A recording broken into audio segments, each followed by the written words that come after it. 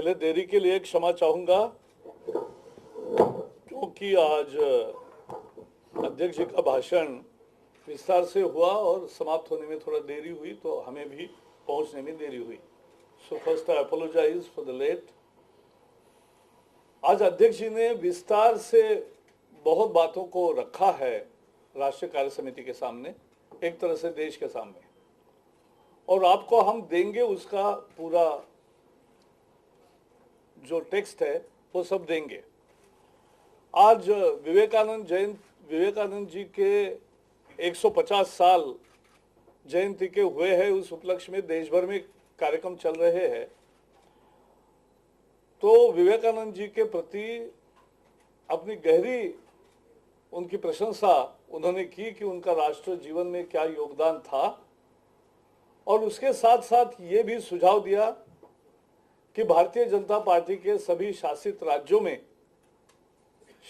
School और college के पाठ्यक्रम में विवेकानंद जी के विचारों को प्रमुखता से उसमें रखा जाएगा, ये उन्होंने सुझाव दिया है, और जिसका प्रतिनिधियों ने बहुत अच्छी तरह से स्वागत किया है।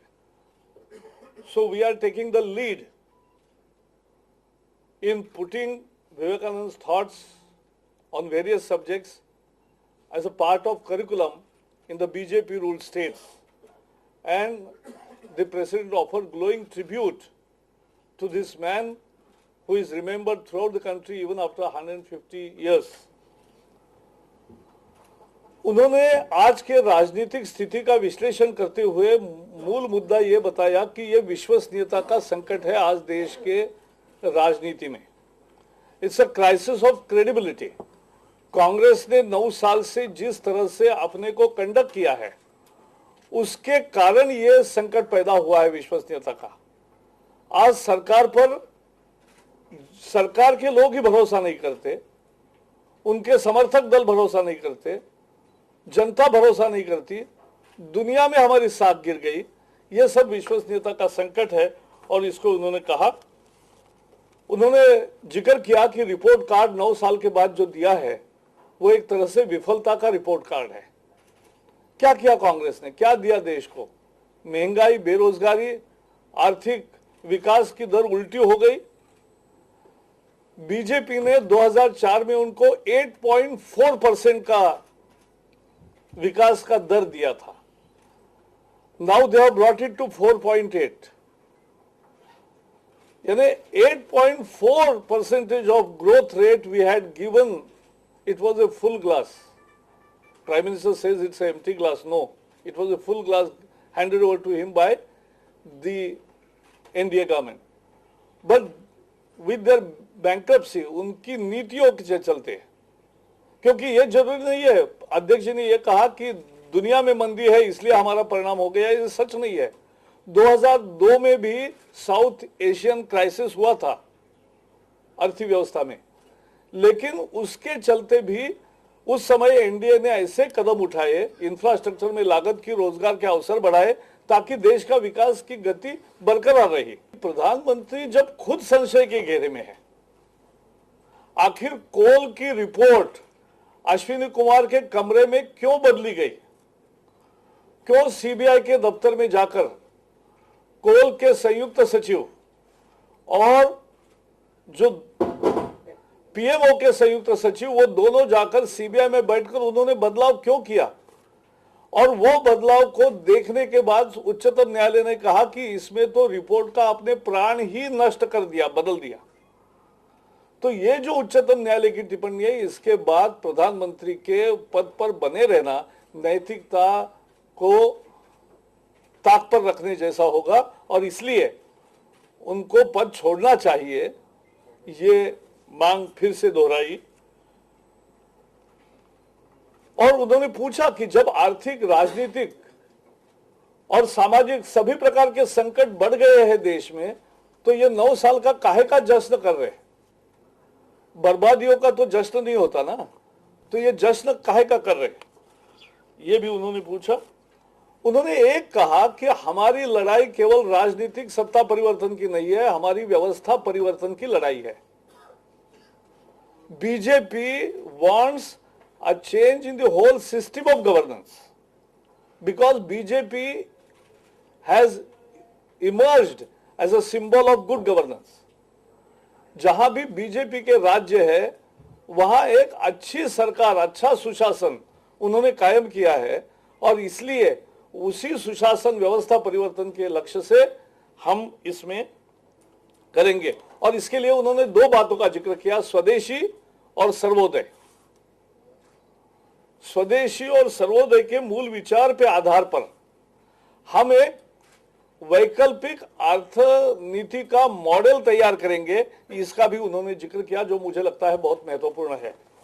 क्योंकि आखिर ये लड़ाई केवल एक चुनाव और दूसरे चुनाव और चुनावी लड़ाई और सत्ता में कौन आएगा इसका नहीं है। ये लड़ाई मूलभूत व्यवस्था परिवर्तन समाप्त करके, जो आज विषमता बढ़ी है, गरीबी बढ़ी है, उन्होंने जिक्र किया कि गरीब 30 करोड़ गरीबों को, एक तो 30% गरीब लोग रहे हैं अभी भी, और 30% लोगों को आज भी बिजली नहीं मिल रही है। 2008 में जब न्यूक्लियर डील हुआ था तो प्रधानमंत्री ने कहा था, और कांग्रेस वाले गली गली में जाकर बोल रहे थे, अब तो आपको 24 घंटे नहीं 26 घंटे बिजली मिलेगी। यानी ऐसा दावा कर रहे थे कि जैसा बिजली का संकट खत्म, लेकिन उसके 5 साल हो गए, बिजली का संकट गहरा हुआ है, कम नहीं हुआ है। और 30 करोड़ लोग जबकि बिजली का उपयोग नहीं कर सकते, तो फिर काहे का ये न्यूक्लियर डील। इसके लिए उनको माफी मांगनी चाहिए प्रधानमंत्री को देश की, कि हमारे न्यूक्लियर डील से कुछ नहीं हुआ।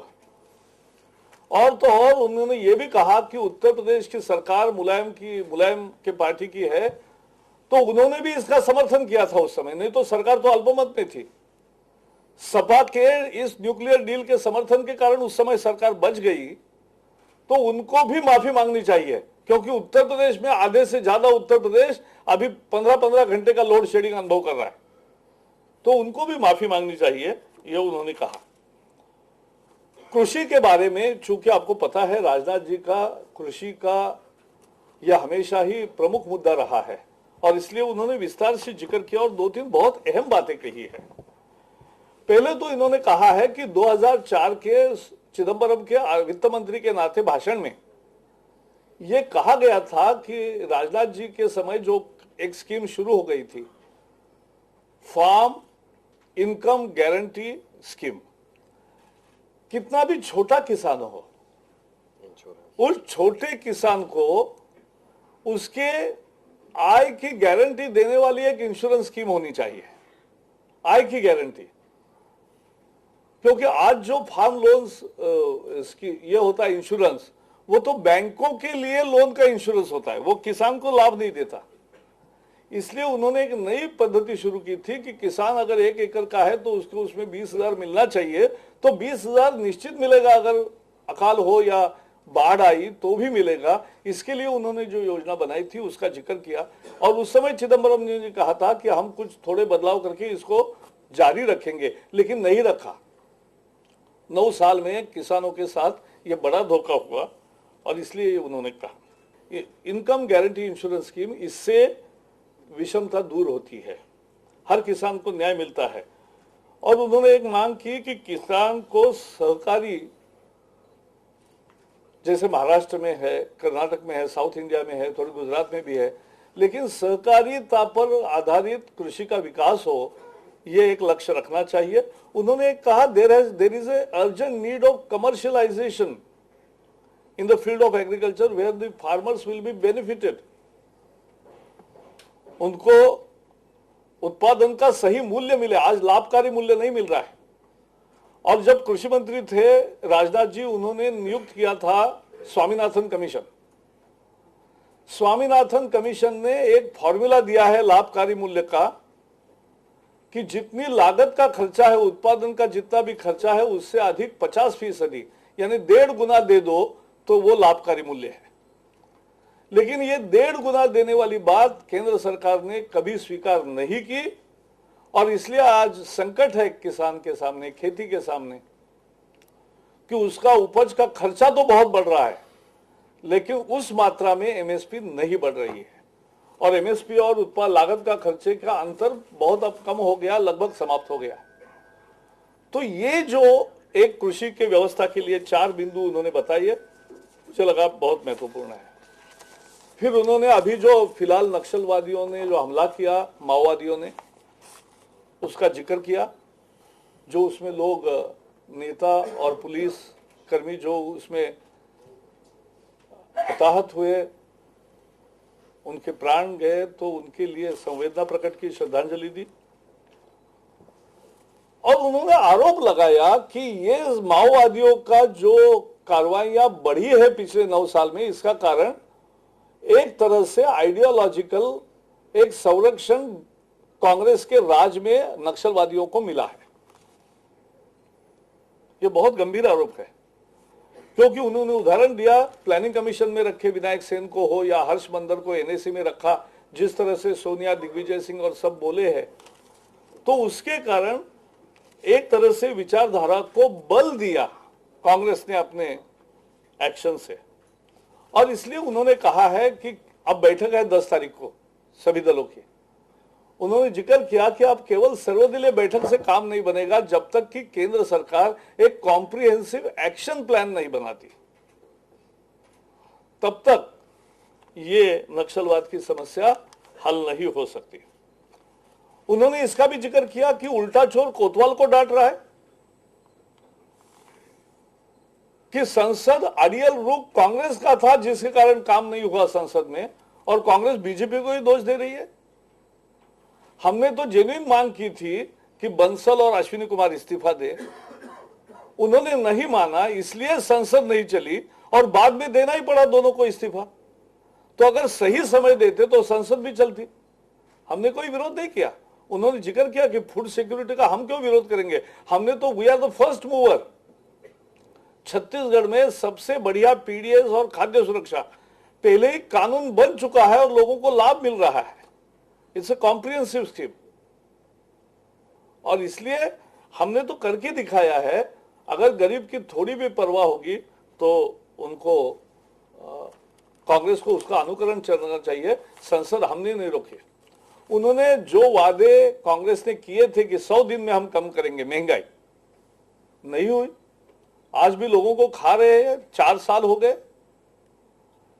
लगातार ऐसी महंगाई, दुनिया में मंदी के कारण सभी देशों में महंगाई के दरों में कमी आई है, ऐसे में भारत में ही बढ़ रहा है। तो ये उन्होंने इंगित किया, चिन्हित किया।